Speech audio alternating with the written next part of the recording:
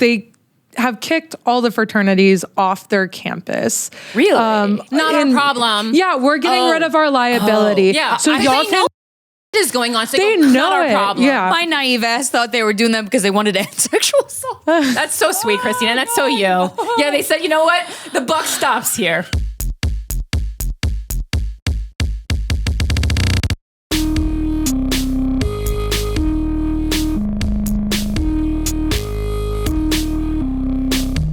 All right, everybody. We are here with activist Summer Willis. So happy to have you on the show. So much to talk to you about. Happy to be in New York City. Thanks for having me. It's honestly very nice to have someone who's not always in New York City because I feel like You're so happy. Yeah, you're like, is Times Square near here? And I'm like, honestly, this is nice. This is because I love this city so much, and Krystyna loves the city, and Eric's rather new to the city too, and I feel like just very quickly you become a jaded New Yorker. So it's nice to have someone with the whimsy in their eyes still. I lived here for 2 months, and my father-in-law gave me 2 rules. He said, ditch your bright yellow winter jacket and don't smile when you're walking.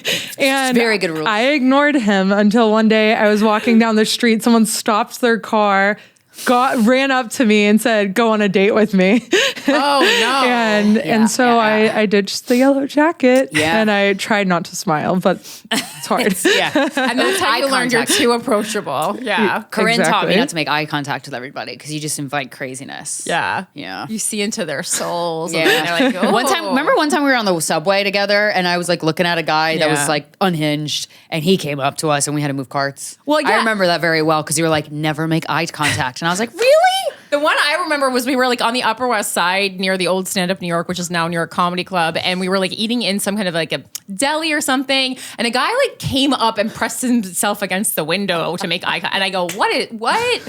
Why are you looking so hard at people that they feel the need to press their body against the window? Yeah, I don't know, man. It's got something with the eyes.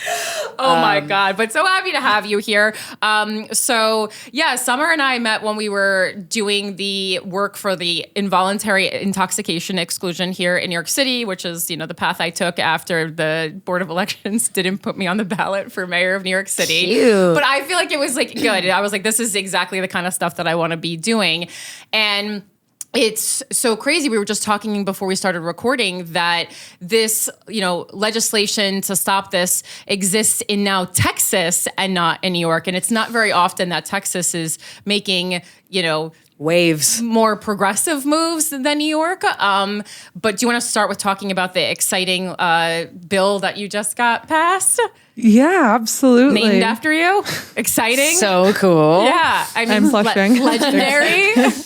Yeah, well, in Texas, there was no definition of consent. So after 10 years since my own story of rape, I went and asked the Texas Association Against Sexual Assault how I could help, told them my story, and that's when they told me, oh, your story doesn't even count in Texas. Even if you did everything right, no one would have taken your case because one person handed you a drink and another person raped you. And yeah, because if you don't have a definition, then there's all these the law can be all vague. of these loopholes. Yeah. Yeah. And so I said, I want to do something about it. Can I do what I guess I'm known for, which is drawing attention and making people talk about sexual assault? And so I decided to crawl a marathon. Fucking amazing. As you do. How did that idea, how did you come up with that idea? Yeah, it was, I brainstormed, got the sheet of paper out and I was trying to think, what does it really mean to be a survivor? And thought of a bunch of crazy things to do. But the thing that I felt in my bones was the word crawling. Crawling to have a healthy relationship, to share my story for the first time, to feel like I'm happy again, to get help. All of these things felt like a crawl. And so I thought that would be the best story. And you crawled 26.2 miles? What is it? 26.2. So I got halfway. I got to the 13.1 That's really impressive. mark. I It hurt so bad. I've had 2 children. Yeah. I've never been in that kind of pain. It was blood. Yeah. I had knee pads and gloves on, but they were bleeding like underneath inches and bruised. And I never went to the doctor, but could almost swear that my left knee was fractured. And so at 2 a.m. in the morning on the crawl, I was back to being, the day of my rape. And like, I felt helpless and I felt defeated, and I felt like none of the press would show up. The politicians that said they would join me to finish, like they wouldn't come. And then I realized that's what I used to think, that I was defenseless and helpless and unlikable. But I've run 29 marathons by now, and I can do hard things, and I'm going to finish this a different way. And so the next day I actually got on the Austin Marathon course. And I was standing up and I was going to run the rest of the race. I was going to finish strong. And it ended up being literally, I have chills thinking about it, but across the street from where I was raped. Oh, wow. And I started crying because I said, like, thank God I'm not on my hands and knees and in pain anymore. I'm right by my husband who loves me, and I'm standing tall because I put all of this work in the last decade, and I get to finish this strong. And it was the easiest 13.1 miles I ever ran. Wow. The press covered it. We were on top of the 5 o'clock news hour that night. The politicians showed up, and that's when they decided, when we finished the run, that they were going to name the bill after me. Wow. That's really fucking cool, man. Define consent in Texas. And from there it was a struggle to actually pass a bill that hadn't had really any traction. They've been trying to pass it for 10 years. But I feel like the strength of having a story behind it and having someone doing crazy shit. That's what it takes. Made people pay attention. And I know CNN did an article about it afterwards, and they said, if she did not crawl, do you think this bill would have passed? Right. And every politician said no. Yeah. Like, you need it. And Women literally need to crawl 13 miles to say that it was still rape because I had a fucking alcoholic beverage. Well, it's a very American story. It's an American story. It's like we need a little gimmick to get us interested in in the welfare of our people. Well, Summer also traveled with a mattress on her back. Amazing. Yeah. 26.2 miles around Central Park. Whoa. And it's like, I felt like you had to do those things to get people to talk about sexual assault, but it was almost like, I'm going to make them. I'm going to do something crazy enough. And I know one of the comments on Runner's World was like, oh, she's doing this for attention. And it's like, you bet I am. Yeah, we need attention. Otherwise, you wouldn't have thought about this today or ever. Right. And it's not like it's attention for you, like you're trying to, get more followers on TikTok. You're trying to get attention on a cause that is important to you and will help so many other individuals. So let me go back to what you just said. Yeah. So is it true that what you experienced in Texas, your rape, you didn't even know until 10 years later that the consent laws were what they were in Texas? You had no idea until a decade later. Yep. And so what was the experience? Like, if you don't mind going into your actual rape story, what was the experience that night? Who did you tell? Did you get assistance from any authorities? I know you didn't get a rape kit. So just what went on that night? Yeah. So I never expected to become a victim of sexual assault. I had no idea what to do. But the story starts, it was October, my sophomore year. I went to a fraternity party, and just to paint the scene a little bit, a lot of fraternity parties, especially in the South, you have this giant house and a gate around it. And what they do, and I've seen this in different states, they literally put black plastic around the fence so no one can see what's happening inside. Exactly. Like, it's a secret. And I went in and had a group of girlfriends, guy friends there. I was handed a red Solo cup. I took it, drank it, and went to the dance floor, and the world started blurring, and I knew something wasn't right. And I started running home. And I remember it was the last time I really felt freedom before just face planting. looked down, blood on my knees, blood on my hands, but I couldn't feel it, like the pain. And then someone helped me up, someone I considered a friend. And it was Considered a friend. Yeah. You knew this person. I knew this person, and he was the same person who held me down. And I don't remember the worst thing that ever happened to me. I just remember being in a really hot shower afterwards. Like, my body kind of understood, like, get this off, melt your skin off, like, you get it off. And when I asked him what happened the next day, he was still there. He started laughing and said, you kept on saying no, and you tried to push me off.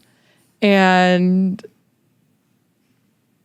at no point during this conversation with someone that you had known previously is like, do you, in your opinion, I know, I don't, but like, did he know that he had raped you, or did he just think this was like a thing that happened? Like a comment? What do you think is going through his mind? Is this maniacal? What is going on here? I don't think it hit, even when he was laughing and saying, like, you were fighting against me, you were saying no, that it was bad. And what he did was went home and he told all of his fraternity's brothers about it, and they wrote about it in their fraternity newsletter. Wow. Yeah. Are you fucking serious? So there's evidence. Yeah, there is evidence. So wait, and but they said he had sex with her, and it's like, but they included the "you said no" part. No, they wrote it as like a trophy announcement, like, he got her, and they named you, and they named me, and actually,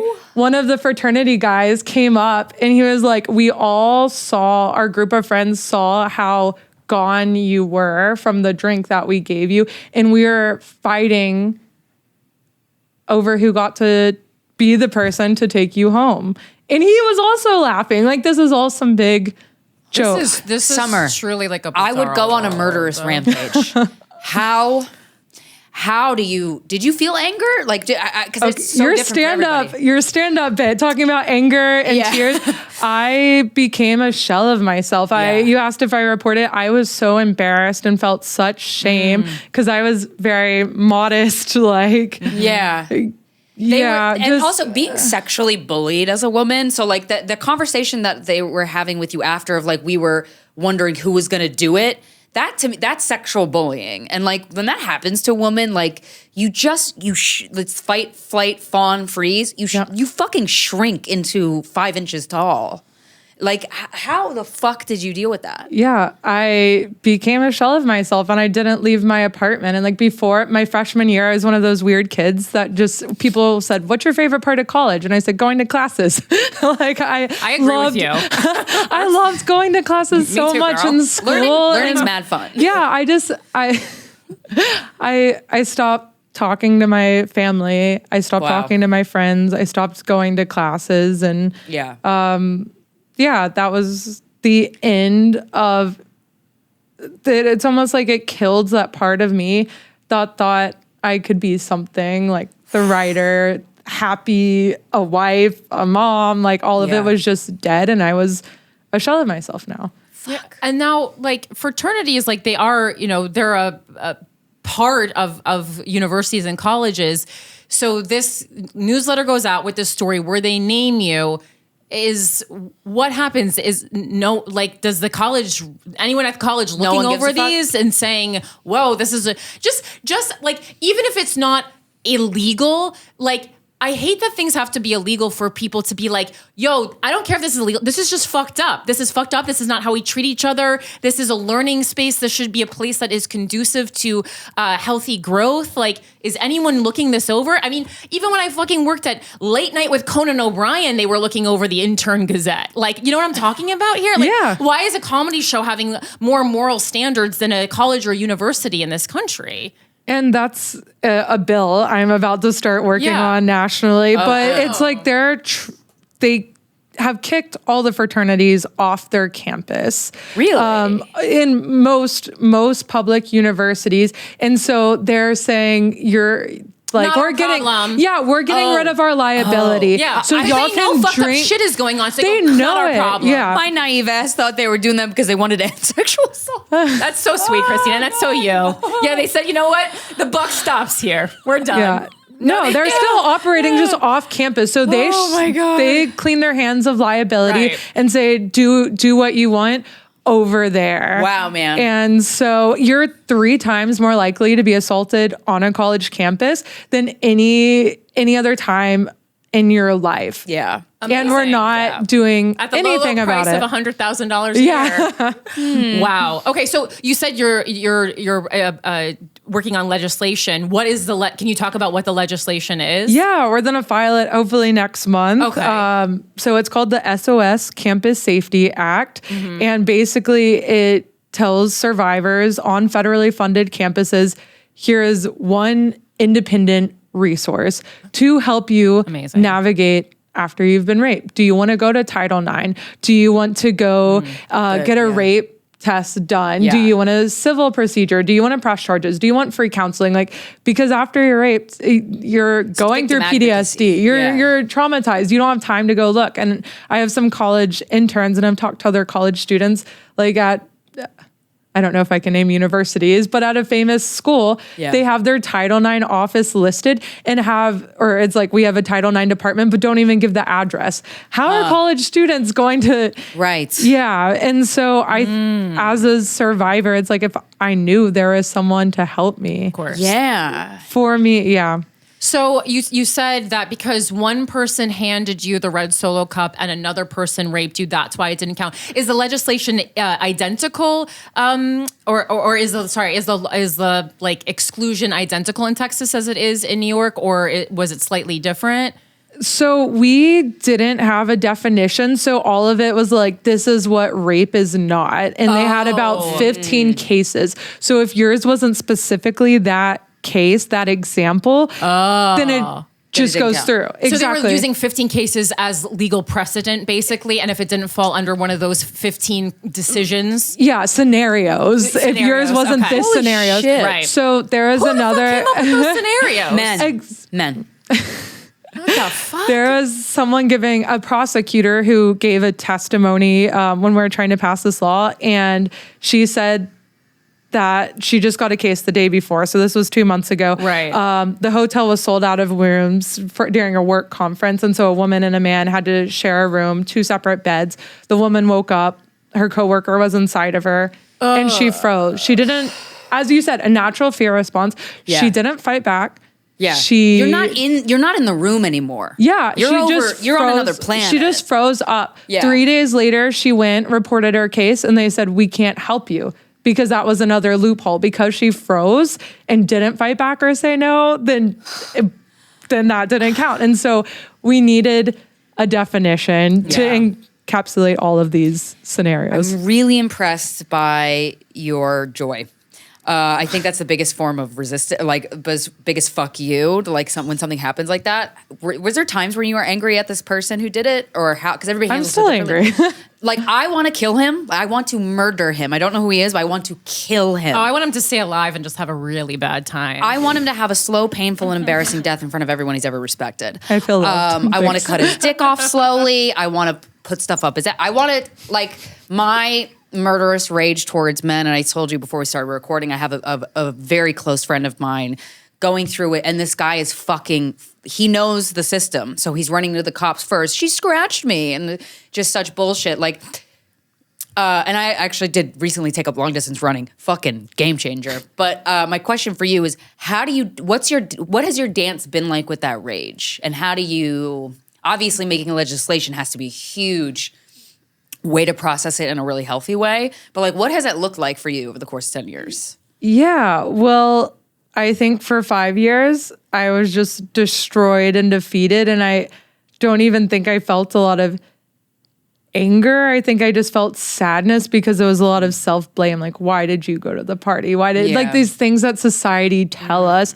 And then I went and finally studied abroad in Chile, and I joined my first women's protest march. A girl had been killed by her boyfriend. And there was old as time, unfortunately. thousands of women in the streets marching and in Spanish, but they're saying not one more. Wow, that's beautiful. And that was my first experience with doing something bigger than myself and starting to find power. And then I joined Teach for America and Peace Corps, where I met my husband, and I realized like by doing good, I'm able to put good in the world, and that makes me feel good. Yeah. And it wasn't until 2 years ago when I really started this journey that trauma, it comes in waves and it's triggered at different times. Yeah. Exactly. And so I was triggered and I just started crying in front of my 4-month-old and my 2-year-old, and they started crying too. And I started to think back, and they were copying me everything I wanted to do. They started asking for coffee in the morning and wine at night. And I was just thinking, when I was looking at them crying, like, what if I could be the girl that I used to believe I could be? What if I could be someone who is strong and resilient and did good in the world and was this powerhouse? What if I was limitless? And so I read that night about a woman, didn't know how to do it, but I read this story about a woman who ran 52 marathons in 52 weeks and raised $1 million for pancreatic cancer after her dad died. Wow. And I thought, I couldn't run a mile at the time. Yeah. But that morning I woke up and I said, this is how I do it. I'm going to run 29 marathons starting in 3 months when I turn 29. Shit, no training. Or no 3 months of training. That's it. That's wild. And my husband, I told him first, and he was like, I know my wife didn't just say 29 marathons. Because I think most people say I'm going to run one. I said 29. But I think it was through doing these marathons again and again, proving to myself that I can do hard things, that I am stronger than I ever realized, and then starting to tell my story publicly for the first time and being loved by others. And they called me brave. They told me their stories and started to realize I'm not alone. There's a whole community around the United States that is with me, and I want to fight for them. And I started thinking of myself more as a fighter as that year went on, until the year ended and I started working on this legislation. But it was finding community, it was doing a hard thing, and it was also being able to play, I guess, with my boys every day, like finding joy in either going to the beach or, I don't know, just the little games you play with a year-old. Yeah. Have you ever wanted to out him? I do, and yet I'm still scared of the system that will sue me, because he can sue me if I say his name now, but I can't go after him. Yep. Until I change one more law. My friend, please do, because my friend and I have been talking with each other. I've been physically more closer to her in the recent, past 6 months since her kid was born, and I just know the whole story about this guy. And like I said, we've hosted Guys Who Fucked for 12 years. We get emails about sexual assault all the time. I've done volunteer programs for victim advocacy because of the emails we get. It breaks my heart to read these emails, every fucking one of them. I'm like, fuck, man. And then it happens to somebody that's really close to you, and you're like, what the fuck? And all I want to do is out him, because the only thing this person happens to care about is his public reputation. He's the king in his community. And and if he's done it to one person, he's done it to many others. And I was looking up the laws and stuff, and I'm like, wow, he is so protected. This person is so protected. Have you ever tried to contact him or no? Is that do you still have mutual friends? We have some mutual friends, but because that happened so quickly in college, I missed my college experience. I didn't. Yeah. So you don't have a lot of friends from college because that. So whenever people are talking about all their college friends, it kind of breaks my heart, because I was in a dark room, mourning myself. But one day I will say his name. I will say the fraternity's name. Yeah. I just need to figure out the system. Legalities. Well, let me know when you change those fucking laws, because I would love to. I mean, I know you have to put the word allegedly in front, but guys like this are so quick to cry, like, she's ruining my reputation. You raped someone, you piece of shit. Well, can you paint a picture? Like, I know we can't name him, but like, do you know what his life is like right now? I'm talking to lawyers, and it's like, how can I finally get justice? By passing the Summer Willis Act, I made sure that what happened to me, like, won't happen to someone else again.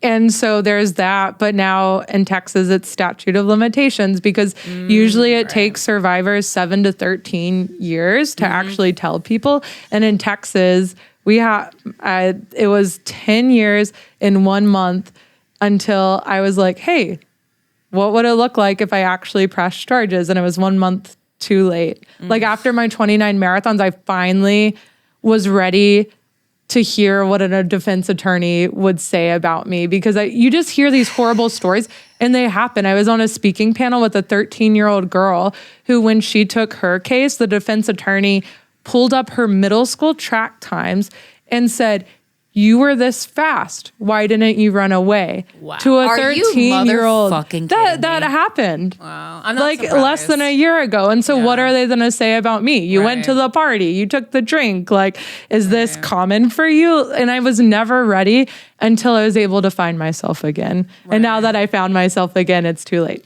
Right. But we just need to change one more law. So what is currently, what's the legal definition of rape in Texas? I don't know what the definition of rape is. I know consent is like active. I wish I could say this more eloquently, but that they have to be conscious and in a okay crazy state. That we need to make law. We have laws that men can't marry children. In the 90s is when a man couldn't legally rape his wife anymore. It's crazy, these laws. Well, yeah, and the problem is like so many people don't find out that these laws even exist until something bad happens to them. Yep. Like, we literally have been doing a show for 12 years where we talk about sexual assault and rape and women's issues nonstop. And it took me running for fucking mayor of New York City to find out that we had the voluntary intoxication exclusion in New York. And I was like telling everybody, because I'm like, this is something that people in this space would be, I had no idea, very interested in knowing about. And most people are like, how is that not a law yet? Right. Because Texas is the third state with an intoxication clause. The third. It's that way. Wow. As far as a reporter told me. Right. Well, so exactly. And that's the thing. It's stuff that needs to get passed. It's not like it's going to get passed in one sweeping piece of legislation nationwide. We have to go, as with everything in this country, state by state. And every state has something different. So I'm like, telling people, I'm like, for this listenership is, it's international. So I'm like, okay, well, this is how it is in New York, but go state by state. And if you want to make waves in your state, you can check if this exists and then make noise about it. But, politicians are going to stall, and they're going to, I don't know, we have, Speaker Hasty in New York, who's just wants us to like really want it or something. He has like some weird kink going on where he said, and I don't care because I'm not running for office anymore. He was just like, I don't have enough women knocking on my door for me to do anything about this. This is also, what a cunt. This is a bipartisan issue. Everyone seems like they would be voting to get rid of this. Like, I don't understand what's going on. It's quite wild. Yeah. Rumor has it he also called that law buyer's remorse. Oh, you know what? I did hear that. Thank you for bringing that up. Ew, dude. Yeah. Oh my God. And also why point fingers back to yourself like that? Because to me, if a politician is responding that way to something that really seems like there's no downside to this legislation, you go, what is going on in your life? What secrets don't we know about you? Always. And now it just makes me so curious to want to, like, I've never spent one day until I found out about this that I was wondering what Speaker Carl Hasty was doing. And now I'm like, I'll just keep digging. I'll keep digging until I find something. Did you see the article? I think it was the New York Post or something like that. And he used $50,000 worth of campaign funds at like a strip club, but said it was for food. And then they don't serve food. Yeah, I didn't see that, but this doesn't surprise me. And also, as someone who has had a campaign account, to write off food, even if you actually did take your staff to dinner, is near impossible to prove with the campaign finance board. It's a very, like, the stuff that they told me was so difficult. I go, no one's eating on this campaign. Yeah. No one's eating. We're not eating. Because it was so hard to prove that it was like for what it was supposed to be for. So that's crazy. I really want to make an app. I talked about this on the show before, but like I want to make an app where you list the person's first and last name who raped you. They have one of those. What? Sorry to steal your business. Because is it the T? No, I don't care. I'm not I want sure. everybody to steal this idea. Someone sent it to me, and we should look it up because you can look up the guy and see if there's anything about him or Adam. It might be T. Well, the T app. Eric, can you my friend and I, my close friend who was brutally abused by this person, he was on there. 3 other women put there. Everybody said he's a raging narcissist. He's a rapist. He's sexually assaulted. And I'm like, well, look at that. There you go. And you know what? I don't have faith in the legal system. We need people that do have faith in the legal system and to try to change it for the better. Or who know how to work it. But I feel like you, not that it's not so much that you have faith, but you just you are just know how to play the game. Yeah, I do have faith, like in social justice, because that's the only kind that I've seen that actually feels like it actually made a dent in somebody's grief that was caused by somebody else perpetrating their own body. And politicians know that, and that's why the laws, I believe, exist in the way that they do, because they know social repercussions in many ways can be more powerful. So that's why there's so much legislation that exists to protect people from slander and defamation, and all these things. We don't want to ruin a man's legacy, God forbid. We love a man's legacy on this show. Offender Watch. It was a new one. I'm downloading it. I mean, honestly, I want everybody to steal this fucking idea because we need a fucking database. If anything, you go on a first date with a guy and you're like, I feel like that guy's weird. Put his name in. And if he's listed, if 3 women are like, don't, then he's done. That will save you a lot of time and abuse. Possibly being violated. And it's like every person, including men, knows that when like 3 or more women say something about a man, there's probably 20 more women that have had this experience with him. It's just like, it's just so frustrating, the battle to be believed. What was it called again? Offender Watch, I believe. Offender Watch. And Thank so you. it's years, your morning. Did you end up graduating college? Yeah, you were able to. Okay, so amazing. And then congrats. When you said your family and friends didn't know, so how many years until, like, when did you tell the first person, and who's the first person you told? Yeah, the first person I told was a counselor. Okay. After I think a year, my mom finally realized like how bad I was, and I think she knew, and she said, "We'll pay for you to go to a counselor. Just go talk." And yeah, that was the first time I ever told anyone. How did that counselor react? She got into counseling because she was in a physically abusive relationship, and she was the perfect person to thank talk. God. Thank God. Yeah. Because I thought you were about to tell me that she handled it wrong. I'm like, oh my God. Like some crazy response. Yeah.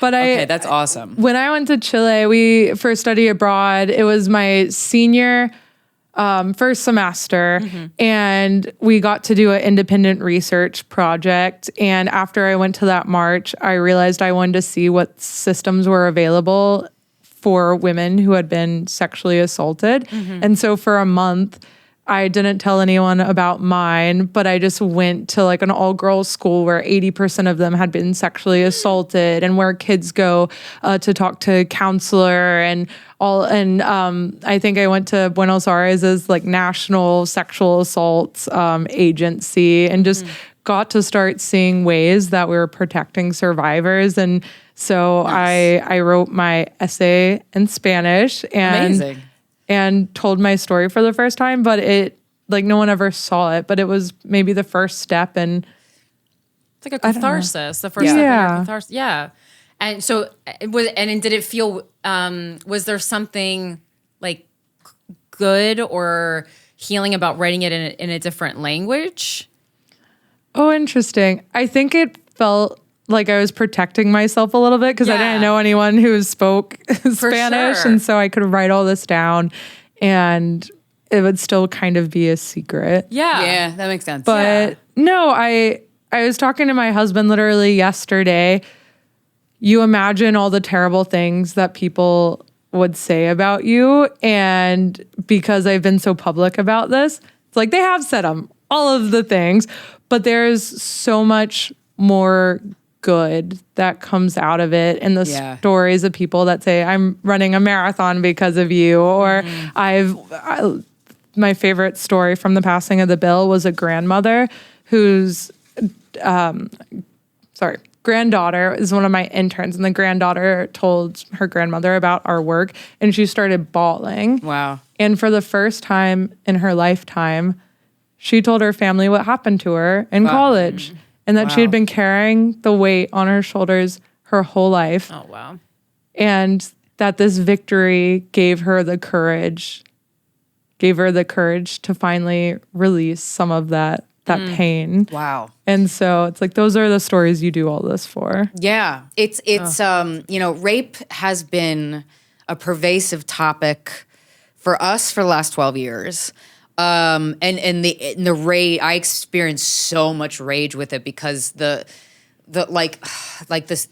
I hear so many details, like the one you said, of the nature of the one you said about like, well, they were just, the boys in the fraternity all saw how fucked up you were, and they were debating which one was going to go and rape you, and that type of stuff. And to have Trump he's a rapist. He's raped many women. I have all of the cases. I've researched this extensively. It's a wild time that we live in. When he was elected both times, did you feel a certain way towards that? Because I didn't want to talk to my parents anymore. I mean, I did for many other reasons other than that. But like my parents were flying a Trump flag on the beach house that we co-own, and I was like, I never want to fucking see your face again. Like, I fucking hate you for doing that. I hate you for voting for a rapist. I can't forgive you, even though that's just not your priority. But like, how did you feel when an actual rapist was elected as the highest office in the United States? Yeah, I am like you. Almost everyone I grew up with, no family, voted for Trump. And I also spent time in the Peace Corps and Teach for America. And so like these friends I've made did not vote for Trump. Yeah, you got to make other friends. But I think having the perspective of both has made me be really effective, I think, in passing laws. Yeah. Because as Democrats, we cannot pass anything unless we get everyone on board. Yeah. And so although it's like hard to hold back thoughts, it's the only way to protect survivors from like I'm trying to pass the laws. And so it's hard not to say like, talk about the Epstein files how I want to. And sure. But it's hard to like when people you love and respect who voted that way, and you're like, I know you don't suck. I know that you have these like beautiful morals and values that I love. Like not all of them, but like which is okay. But I'm like, I find myself often getting mad at people for not caring about rape, frankly. Yeah, no, the hardest part of passing the Summer Willis Act is there was this one senator who was the chairman of the committee, and we looked into his biggest donors, and 2 of the 5 were accused of child molestation. That sounds and we had to convince him like why you should care about survivors. And eventually, because thanks to like Monica Lewinsky and Katie Couric and the news coming, we were able to put enough pressure on him that he had to care. Because no one likes rape. You just have to sometimes with cases like this. And when we're trying to find like these Republican co-sponsors for the bill, paint the right picture, talk their language. Yeah. And it's like, you don't think your 18-year-old daughter should get raped as soon as they get to college, right? Like, right. Can you you can find something? an angle with everybody. Yeah, exactly. And so it's finding that commonality that I feel like that's a weird thing for an activist to say, because usually you're so like, but you gotta get shit done. No, it's smart. I think it's smart to learn how to play the system, like, and get the things done that you need to get done that will help people. Also, like, talking to people and offering them things that would help them. It's like, oh, you know what would really distract from that molestation on your record? Maybe helping to pass this to help survivors. Like, maybe, maybe let's divert everyone's attention to this other thing that's going on, so everyone stops talking about what a shitbag you are. I mean, it's smart. Going back to like when you first told people, is there anyone in your I know people on the internet have said horrible things to you, but is there anyone who you had to stop being friends with or associating with in your friend group or family group because of how they reacted to you telling the truth? Yeah, I had one family member tell me I was raped because I was on birth control. What? Can you explain the logic here? I don't think there was logic, but that's what she told me. And the female?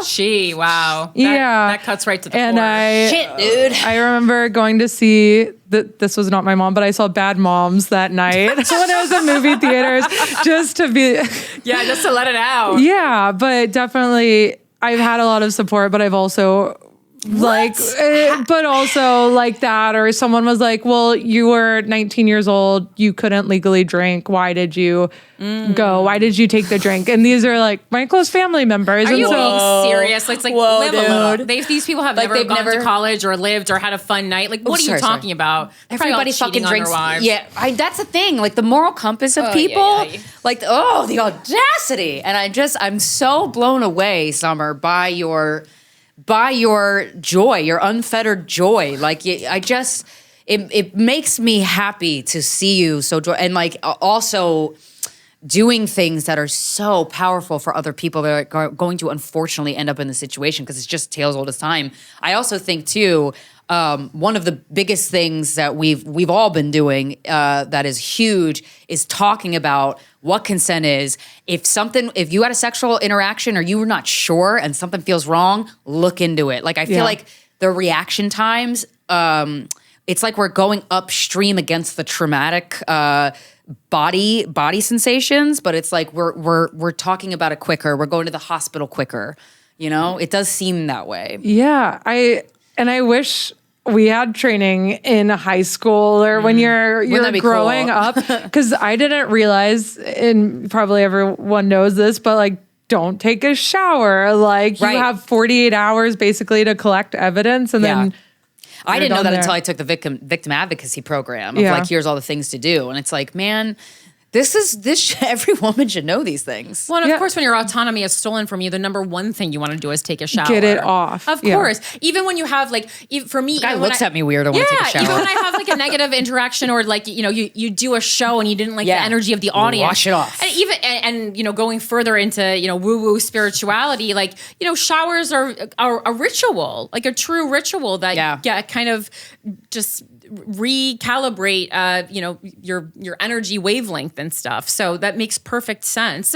This is interesting, but especially on this show, the standout question I had about after reading your story and reading all these articles about you is, you're married to a man. Yeah, how man. Did you wild, dude? Truly, how did you work through that? What was your relationship with men romantically and in your mind? Like, just how did you get to a place where you're like, I want to live with a man? I would love. He's gonna love this. Well, you met him at an interesting place. You met him at a place there. I'm like, you're gonna meet a stand-up guy at the Peace Corps. Yeah, Peace Corps bond, and he also did Teach for America before, independently of me. He's like a good man. Yeah, it took me 5 years. I remember a lot of tears, like trying to get back into a healthy relationship and just not like knowing I couldn't. While trying.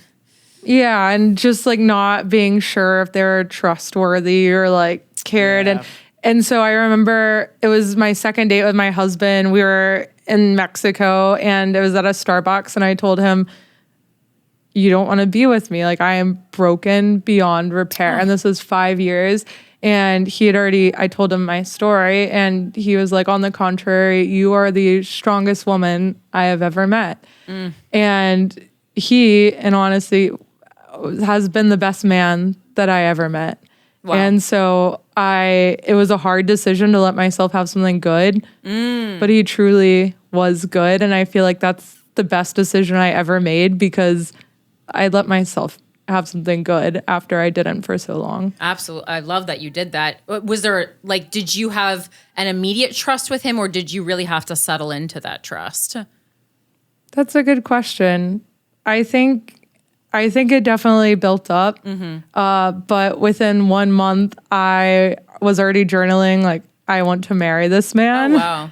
And he did it after 2 weeks. Hell yeah. So we were pretty, and we were engaged after 11 months of literally saying hello for the first time. Married 3 months later and baby. And you have 2 babies. Yeah, baby number 1 day in the honeymoon. So we were moving and shaking and all of that.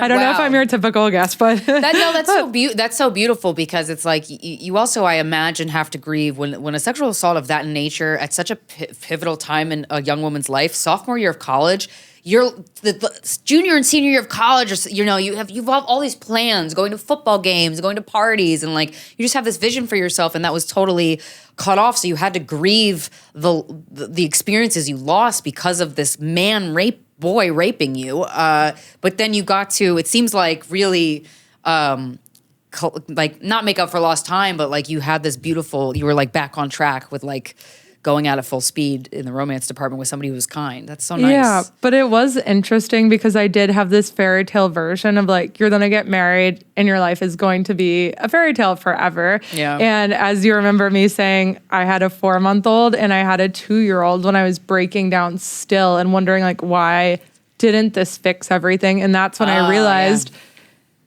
I had to be strong too, and I had to be resilient too, and I finally have to work on myself. Yeah, because I read Body Keeps Score. Love that book. Talked about him that book changed my life. Me too, because it made sense. Like this is why I'm still getting triggered. This is why, as we talked before this, but it's so hard to tell my story again and again because my body's remembering it and my mind's reliving it. So I'm choosing to relive this so that change will happen, but don't anyone get confused. It's not easy. Yeah. Correct. Yeah, absolutely. And you said before we started recording that, because I asked, can we talk about, the impetus for all this work you've been doing, and you said, I had just taken a month off from talking about it, but I'm back now, so you're in luck.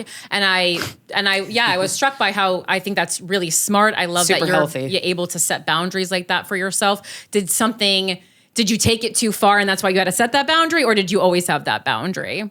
The Summer Willis Act was a lot. I gave my heart and soul to that and just had to share my story. And thank you so much for doing that. Yeah, seriously. But it was just every day I would have an interview or two and everyone wants to hear the story. And so I had to keep on reliving it again and again and again. Yeah. And by the time we passed the bill, I just kind of collapsed and needed time. You needed a fucking break. And took that time. And I understand why, people are asking that question in interviews because they know what's going to get the clicks. But I really wish we could get to a place as a society where if a woman says something happened to me and it was really bad, we could just believe her and we don't need to know all the gory details. And we're just unfortunately not there yet. Like, I mean, we saw the kind of conversations and speeches that were given at the fucking DNC to try and get Kamala Harris elected. And it's just like... Yeah, that girl that was raped by her dad. Yeah. And impregnated, or stepdad, yeah,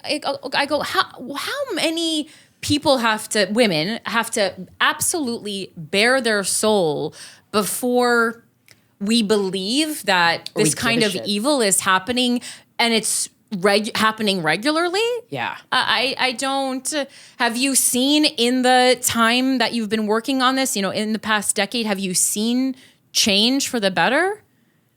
In what? In the way people respond to your story, in the kinds of questions they ask, right?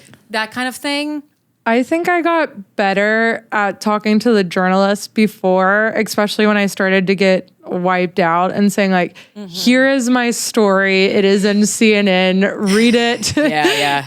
And ask me other questions. Fair. So it's not so much society got better, you got better. But I would like to also think that, like, you know, whatever family member asked suggested that it was because you were on birth control. In my head, I'm like, please say that was 9 years ago. And then now that same family member wouldn't fucking respond like that because the conversation has grown. Yes, that was okay. Good. But that was a while ago. So but 9 years ago, I mean, we're well that's into still the fucking new insane. I mean, it's just crazy. I don't know if you guys have watched the Woodstock documentary about the '90s Woodstock, but the amount of sexual assault that happened at that fucking festival was I had to fucking turn it off. I couldn't fucking watch it. It was disgusting. Then I'm like. And then it made me like go down a rabbit hole of like how sexually aggressive the 90s were to women, how we portrayed women. And then I think about Britney fucking Spears and how she was 16 and some record CEO was like, pull your pants down, put your tits out, no bra, sing like a little baby, so like we think you can't lift anything, and then be our sex symbol and make me want to jack off to you at 16 years old. And it's like, man, the more people get uncomfortable with the topic, especially like child molestation, I'm like, it makes me want to talk about it every day.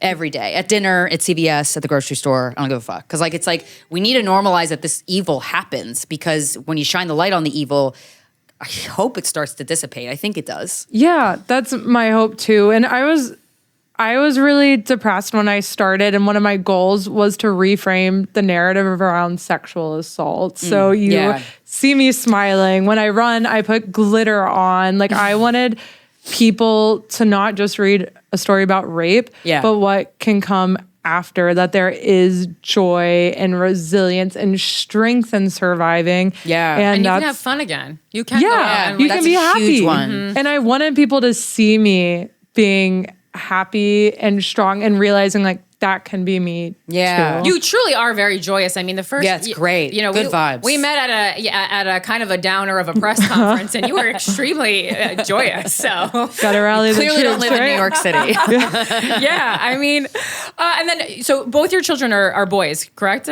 So you're literally surrounded by boys. Like obviously, I think they're probably too young now. But like, do you have a plan? Like, how are you going to talk to them about sexuality and dating and like any of these things? Have you thought about this yet? I do. And I was a teacher before all of this, right? And so I think education is the key to prevention. Yes. I think it's cute because you asked my 4-year-old what I do, and he says, fight the bad guys. Yeah. Like I'm a superhero. Yeah, you are. But yeah, we talk about like you ask permission before you give someone a hug, and we don't give other people like kisses, and really also thinking about like you always wear pants, like no matter with who. Yeah. So I think there's age appropriate details that we'll just keep on throwing in. But I think it's important to talk to kids about this. And I know a lot of people don't want to talk about it like you're mentioning. Yeah. But I just heard yesterday a story about someone whose neighbor was assaulting them for years when they were a little girl. And she was like, if we had any conversation in school with you saying like, hey, you can tell me, I would have. Yeah. But he's telling me he's going to kill my whole family and me if I tell anyone, and I'm 6 years old and I believe him. And a lot of child rapists will give the child so much attention that they feel good about themselves, and then they'll swoop in for the rape, and it'll be consistent for years. And it's like also just educating somebody on when a person touches your private area, you tell mom and dad right away. Yeah, there's no secrets. No questions. It's okay. You didn't do anything wrong. But like the second someone touches you, you tell me. Yeah. Like if that one little tiny piece of information is not a radical thing to say, and it also makes me like, I get so angry for so many reasons, but one of them is the lack of sex education in schools. Because it's like, if you're not talking about sex, you're not talking about consent. So what is the point of any of this shit? Exactly. You're leaving it up to porn to educate the kid? Like, it's, yeah. Well, and I saw, I don't know if you guys saw this, but like a viral video went around a couple of days ago, and it was of a teacher. I don't believe she teaches in America, but she had made up like a song about not touching, your private parts. Oh, nice. And like you would point to them. She obviously you don't see the kids in the video. You just see her. But I mean, I can imagine that the kids are pretty young by the lyrics that we're using. But it was just like, this is my private part. This is my private part. We don't touch this. It's kind of and people were the kids you heard them, they were getting really into it. And there is, and there's some autonomy in that. There's also the power in the chanting together. We all know, we all said this in front of each other. We're all kind of in agreement. I know that you know that I know.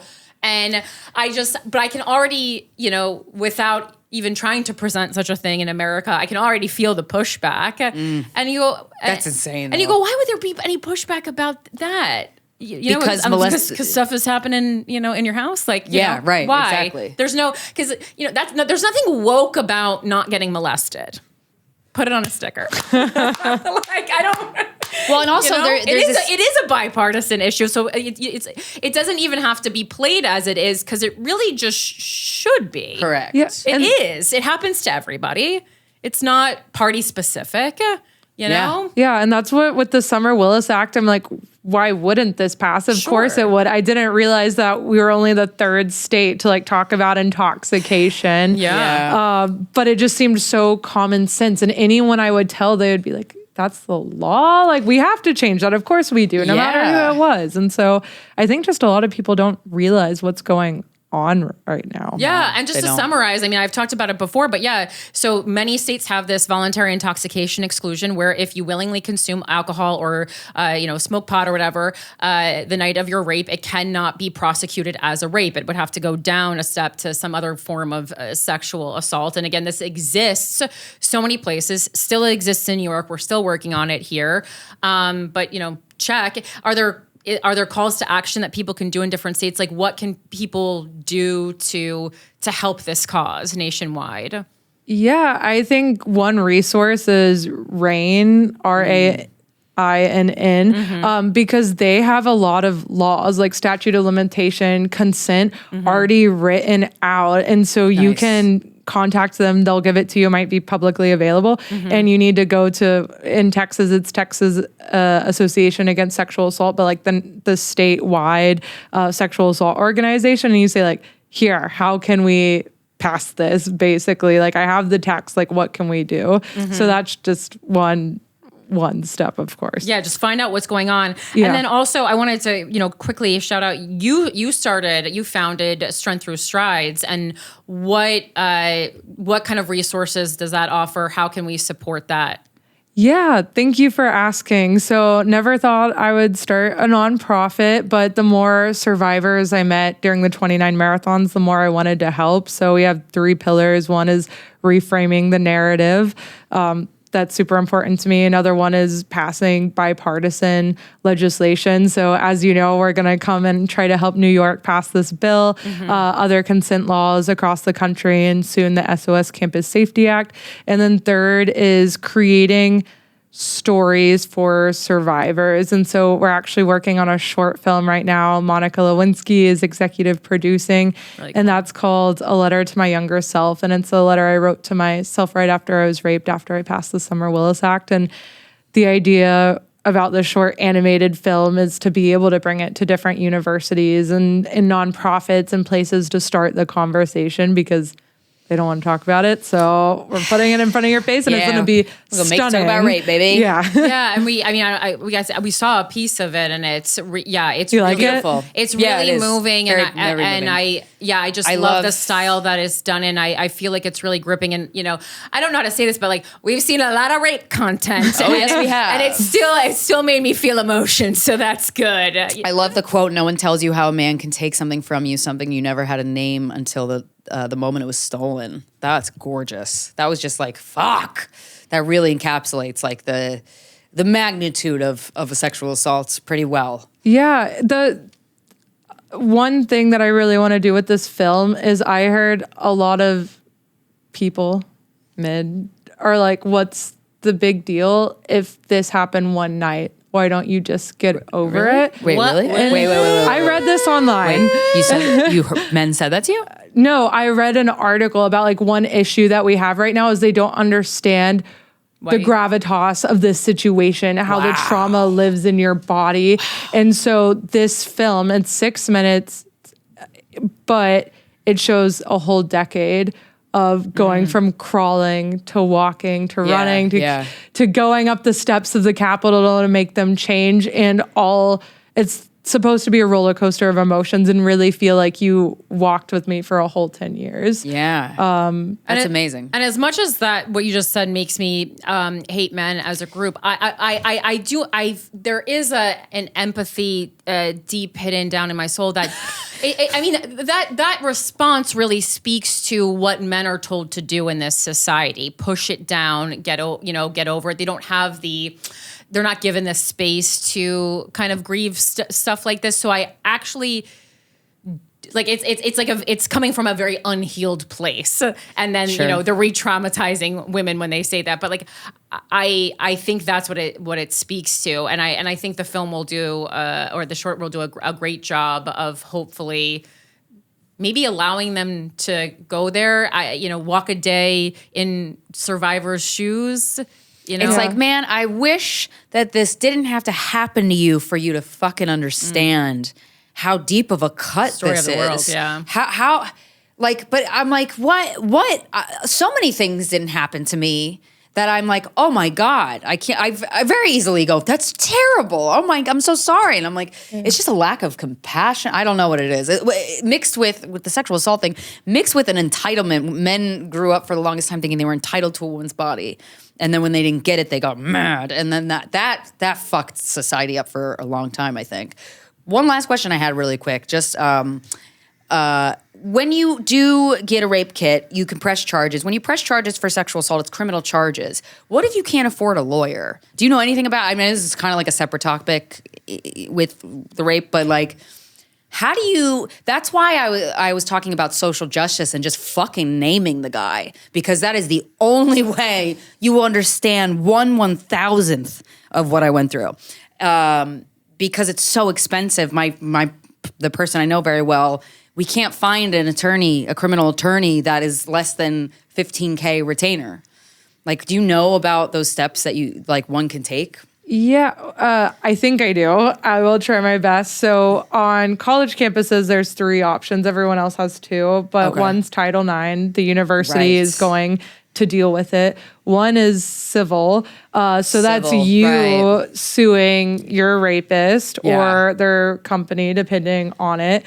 And I think a lot of lawyers there work for commission, if you will. So if we win the case, I will get... It's like an injury lawyer. Yeah, 40% back or something. Interesting. Okay. And so that's what I've always wanted to do is civilly. And then you only need 51% of your jury to say that's interesting. It's likely that this happened instead of criminally. And the third one is going to your county's prosecutor and treating it like a criminal case. But I always thought the criminal or the prosecutors work for the state, and that you don't pay for them. They're just we're protecting society. Right. Well, they have to choose. That's what I thought too. But then they would have to choose to bring the case forward. And that's why the attorney general has so much power because, if his friend fucks up, we're just not going to choose to bring that case forward. That kind of thing. I also wonder if there's any nonprofits where there's a collection of lawyers who work pro bono for certain issues that they feel enthusiastic. There's one in New York who helped my friend who is a student at Columbia. Yeah. But that's true. Students always like to, students in New York, you can get a lot of people if you're willing to let them try and they don't have that much experience, but they're passionate. Yeah. So that's good. That's good. Yeah. Huh. Wow. Interesting. Well, thank you for the work that you do. Yeah, this is really, you.